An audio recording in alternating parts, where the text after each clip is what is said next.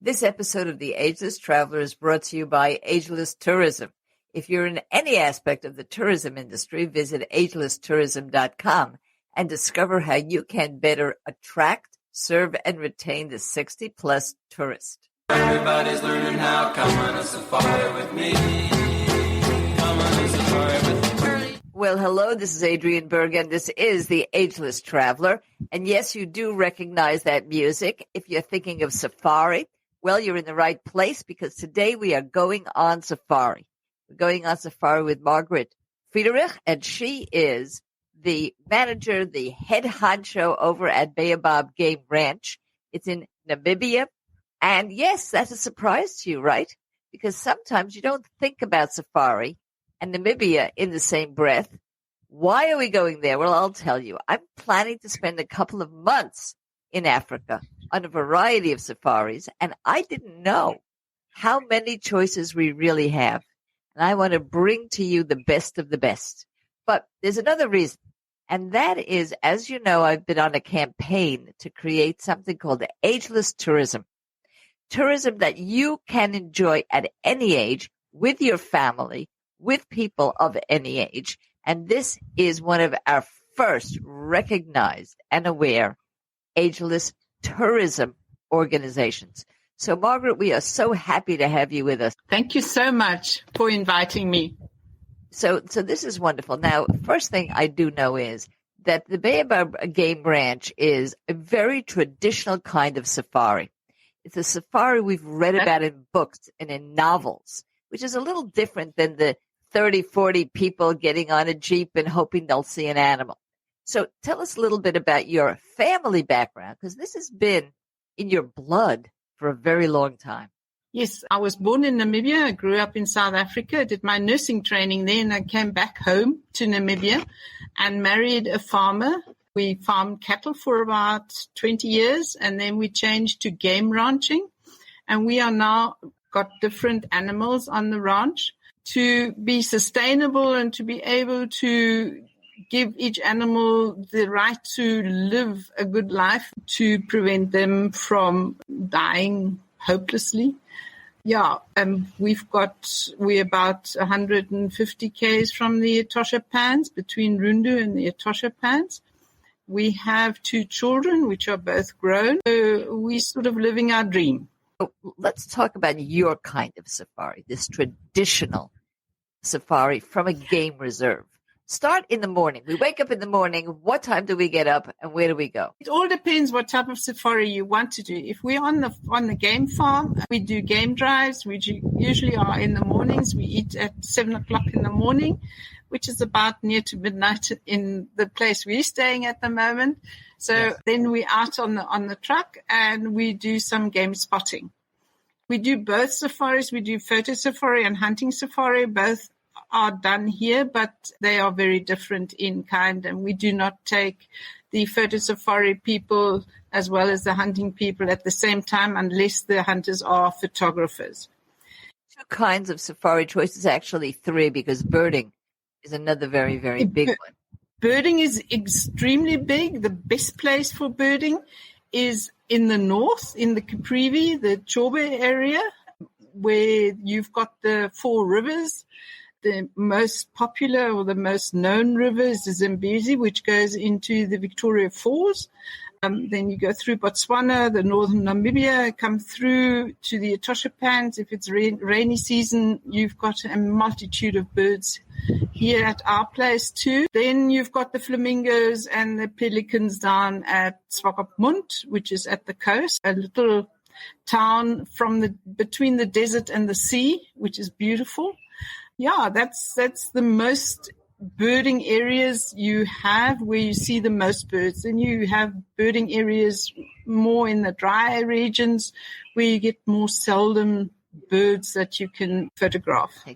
Now let's talk about the photo safari. What animals are you likely to see? Because one thing I've learned from my research in safari anywhere in Africa is there's no guarantees, but there are certain animals you're more likely to see in different seasons. Now, in your experience, what do you think a tourist on safari, photo safari would see? Photo safari, way north in the Caprivi, the Etoshapans, you are nearly guaranteed, I don't go put my head on the block, nearly guaranteed to see giraffe, zebra, quite a few other antelopes, the small ones, the steenbok and the impala. And then usually you see quite a amount of elephants. The guys that you don't see much are the cats. Yes. Then you're very lucky. Leopard, lion, cheetah. Now, I said I went on one safari. I went on a few walking safaris in Zambia, and they were walking. They were never in a jeep. They were very different than the traditional safari that most people have in lore, in novels, in the idea of the grand tour. Yours is much closer to, you have very small groups. And one of the things that you are very careful about and why you've been recognized as Ageless Tourism is because you cater to all age groups. So people can come actually as a family. Tell us a little bit about some of the things you have there. I know almost everything you have is on one level. You're very careful with the food. Let's hear about that. Yes, the Ageless Safari is an absolute niche here, especially between the ages of 45 to 75. I've taken people around that are plus 80.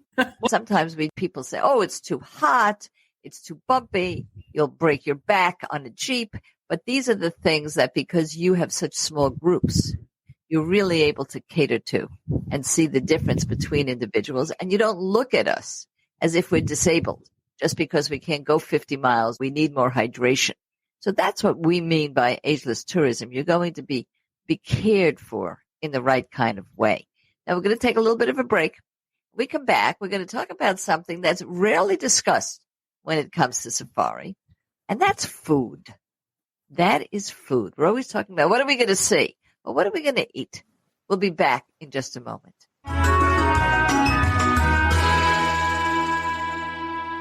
Here at Ageless Traveler, we're very interested in breaking down barriers to traveling.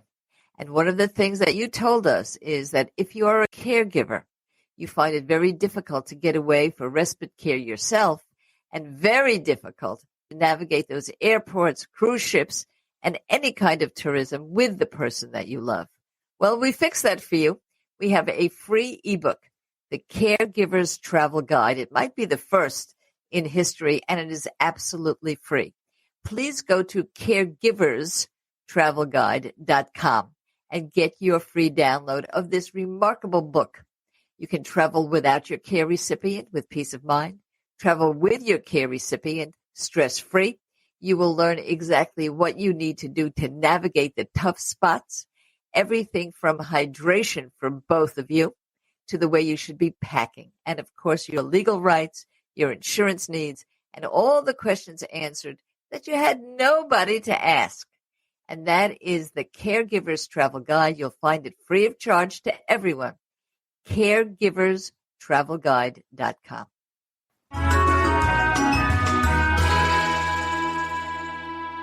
And now we're back with Margaret Federich. We're inaugurating this because this is our very first interview with a recognized ageless tourism firm. We're so happy to have you. Now, food is very important. What can we expect with regard to a safari when it comes to our food? Adriana, it's very similar to the food that you're used to. We offer a very balanced diet here. It's usually game meat or meat out of the country. We don't import meat, so it's all very eco-friendly meat. The vegetables are grown in the area, so that's all fine. There's no chemicals, spraying and poison on the veggies. The one thing people often forget, and you don't seem to remember it the older you get, is that you have to rehydrate. You have to hydrate. It is so important because your want for water or for fluids, it just decreases as you go older. So you don't notice that you're not hydrating properly. Well, I will tell you, we just took a little bit of a break, and during that break, we promoted a free ebook that we offer, and that ebook is called Caregivers Travel Guide. And believe it or not, there's a whole 2 pages just making sure that your loved one is hydrated and you're hydrated.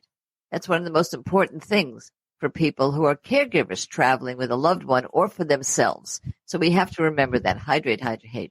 Now, you said a word, and I have to say that this is unique for us here at Ageless Traveler. You said hunting safaris. I want people to know what's available to them as in tourism. And you have very traditional, and I must say very affordable, hunting safaris with specialists. Tell us a little bit about how those work for those who are interested.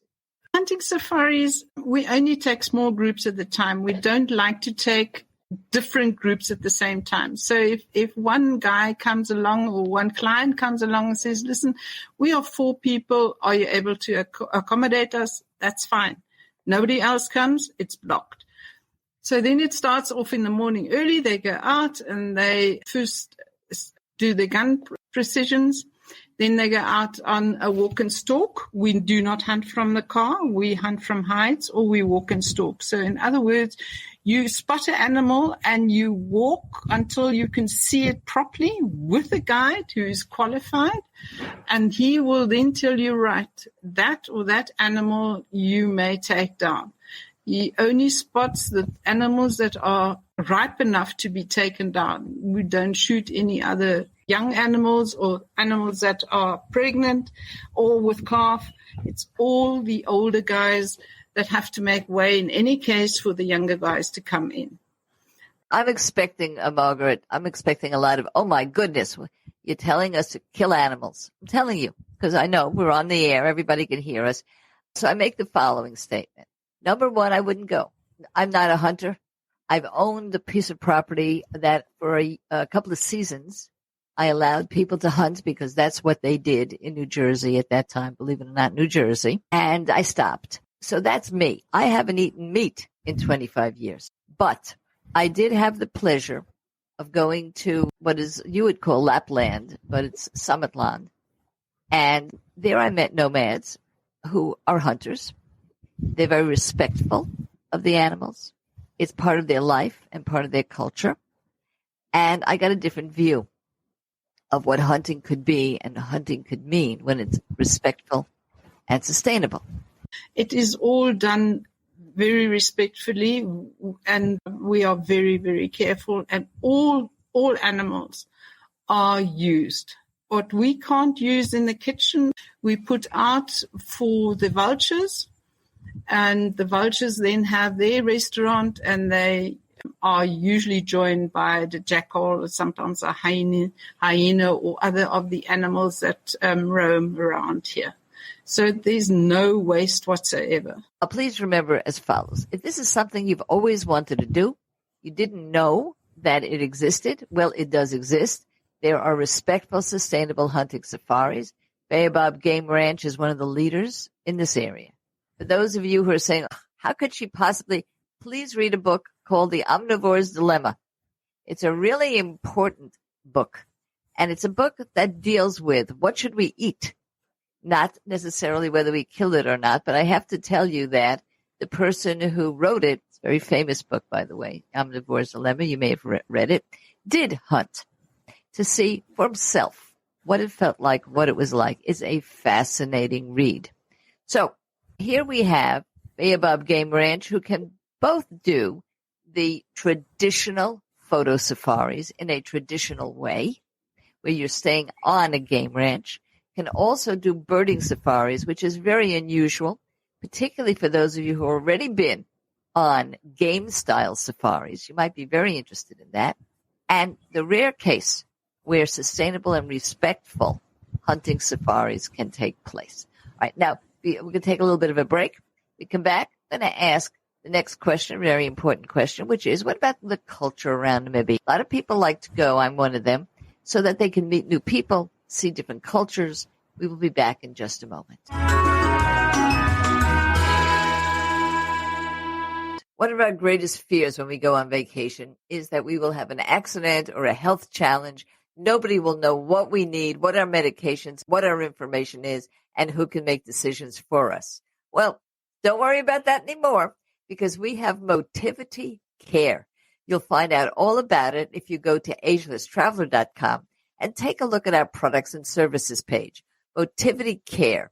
It allows you to securely, I mean it, securely, put in your legal, your insurance, your health care information for yourself, your travel companion, and even if you are a caregiver to someone you love who might need help while you're away. Don't have the fears any longer that if something does happen to you or someone you love, no one will have the information needed to help. Motivity Care. It's what you need before you travel.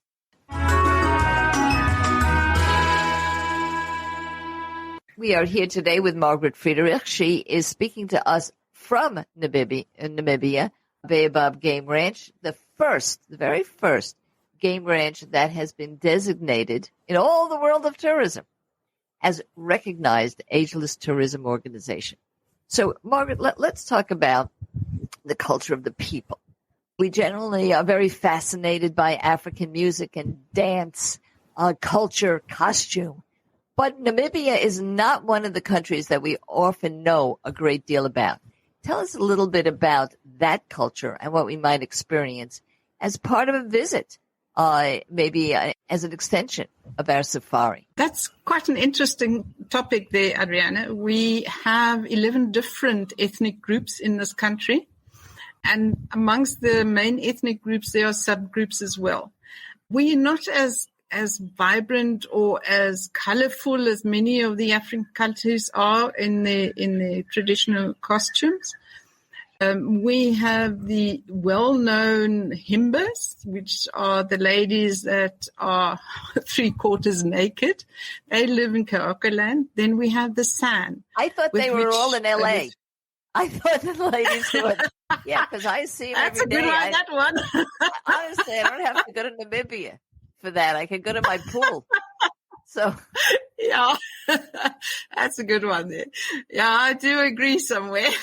We've got the San, yes, which are known typically for Namibia. They are traditional hunters here that used to hunt with bow and arrow. There we've got different groups or subgroups as well. My husband grew up with the San. He was one of nest babies and his siblings were much older, so his playmates were all the San. He went to school without knowing the German language or speaking it. He could understand it, but he could not speak it. His mother tongue was San. So, yeah, he grew up with them. He knows the culture. Then you've got the Vazakela, you've got the Herero, you've got the Ovambo-speaking people, the Damaranama, a vast amount. Besides the Europeans, we are the Germans, the English, and the South Africans. We've got a few French, quite a few Portuguese people here. So it's a diverse, it's a very rainbow nation. Now, this is a question I don't know the answer to. I usually do a little bit of this research, but I'm a big festival goer. I've enjoyed festivals all over the world, and I learn a lot about the culture of people when there are festivals. Is Namibia a country of festivals, particularly when it comes to learning more about the culture, or is that something you will not encounter? Because it's important to determine, what time of year to go, also when it comes to that. That's correct. Festivals are here is usually the Oktoberfest, which everybody's sort of adopted. And then it's the usual festival time, or not festival time, the traditional feasts like Christmas and Easter.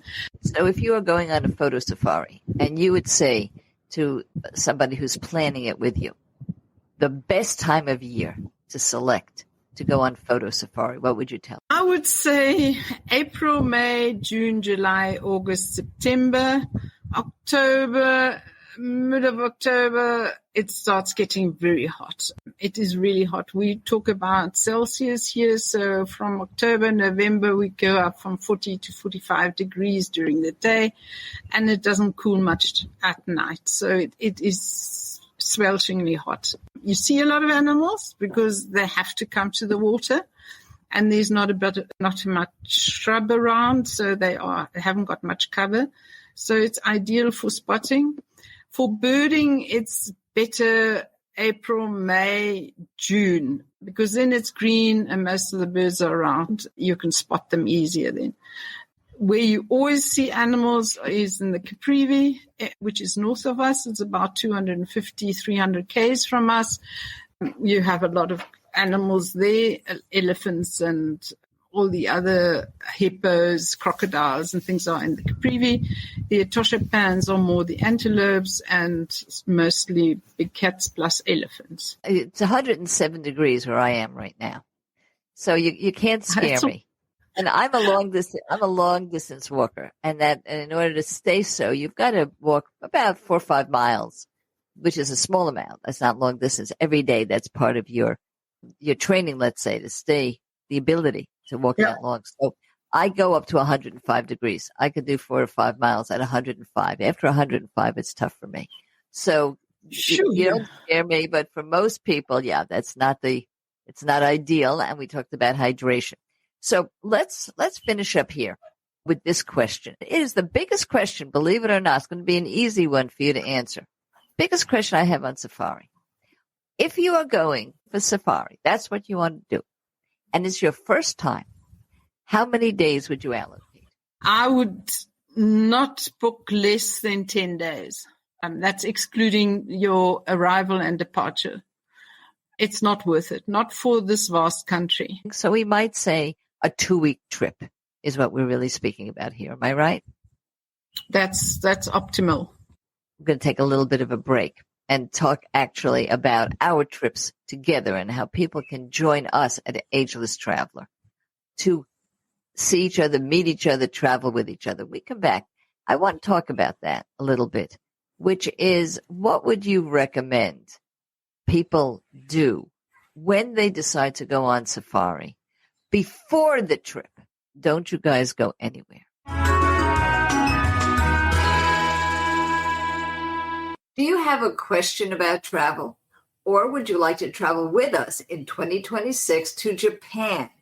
Well, in either case or both, please contact me. You can do that by text or voicemail at fatlist.com/Ageless Traveler. You'll find that on our website under podcasts and, of course, in the show notes. Well, we are back. We're talking about safari. We're rounding up with Baobab Game Ranch, which is really the first African game ranch to be named as and recognized as Ageless Tourism, with Margaret Federich, who's giving us the minute-to-minute view of what this is really like. But for those who have never been on safari before, and they're going far, as you said, they're going to Namibia, it's a long way. What would you do beforehand to prepare for the trip? The kinds of things you think about packing. Would there be any exercises? You're talking about a Jeep, but do people need to be able to walk? Give us an idea of how you would prepare for safari. Best thing is at home, go to your doctor, get all the shots that you need to get. Then you get something for thrombosis, because in the airplane, you must remember you're traveling many kilometers. The guys, especially the older people, they're inclined to have circulation problem with thrombosis, and you don't want one of those either on the way back or while you're here or on the way here. Get your medication, enough for the time that you're here. If you wear contact lenses, get enough eye drops to keep them moist, because at a certain time of the year, the air is very, very dry. Get a good pair of sunglasses, a hat, good rehydration, body lotion and skin lotion. Then it's important to have something for your lips, because if you don't have either a good lip cream or whatever, you're going to lick it and then they're going to burst open and they're horribly sore. That is about it. Good sunscreen, binoculars, very important. Camera with 2 batteries, all the adapters you need to have for all your equipment that you've got. If you need something like oxygen at night, let us know beforehand, that we can arrange if we go somewhere that they don't have a constant electricity, that they've got a little machine to organize the electricity for the machine. So it is always important to notify your problems or whatever you have special the people that are going to organize a tour, that we can arrange things prior to that. And then your medication. Something for the stomach is always important, because sometimes you do eat something and it upsets the stomach, or that the nutrition here, the meals here are cooked differently to that which you are used to. And maybe we use a little more chili or a little less of the other savory things, then it could upset your stomach. So just get something for your stomach as well. That should be about the main thing that there is, yeah. It's not much different from any time you travel. You know, we've discovered that when it's exotic travel, or at least exotic travel for us, the CDC is your friend. You go on the CDC website. They'll tell you all the shots that you need, and you will take them, and you stay healthy. And that's what's important. And, of course, because there are so few people, these are small group safaris, you get a lot of individual attention should you need it. I don't think I have ever interviewed anybody who is offering safari where they'll say, well, if you need oxygen at night, let us know. We can arrange for it. See, this is what I mean when I say ageless tourism. So we thank you so much, Margaret. We're very excited about this. This is something that I'm hoping to participate in myself. As my British friends say, I'll be there if I'm spared. I love it when they say that, because you never know. You never know.